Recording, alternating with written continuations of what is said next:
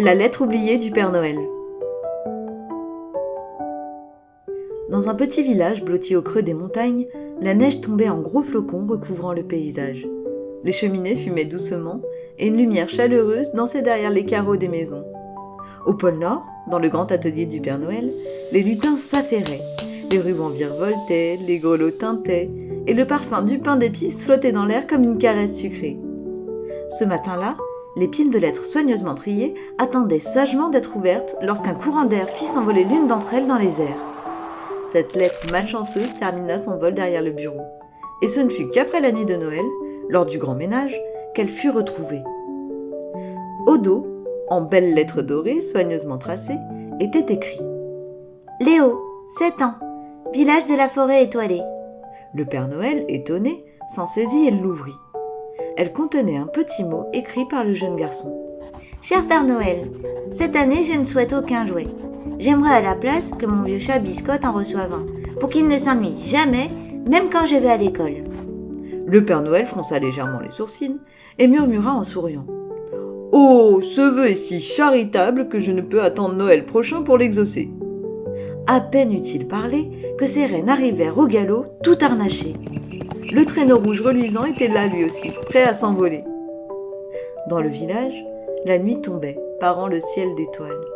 Léo s'endormit sous son édredon, son chat ronronnant à ses côtés, inconscients tous les deux de l'aventure qui se tramait.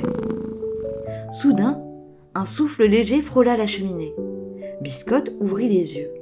Devant lui, un nuage de poussière d'étoiles scintilla.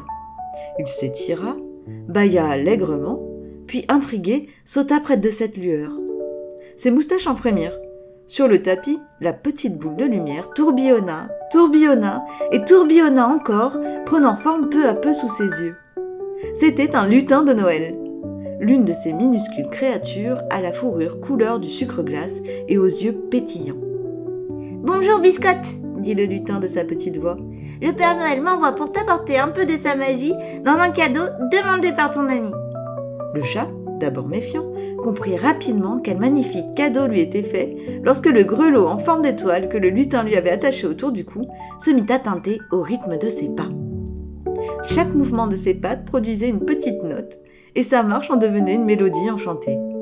La pièce se remplit d'accords joyeux, du tintement de clochettes et de murmures de vent d'hiver.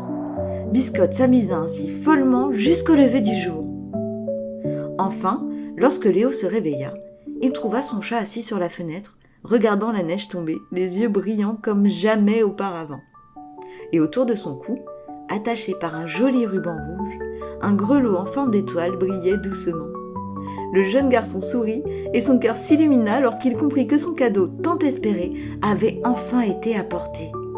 Depuis ce jour-là, le village de la forêt étoilée semblait scintiller un peu plus fort, comme si chaque flocon de neige, chaque souffle de vent et chaque ronron de chat portait un secret doux et précieux. La magie de Noël n'était pas dans les jouets, mais dans ces moments doux où l'amour et la joie se glissent dans le cœur des gens.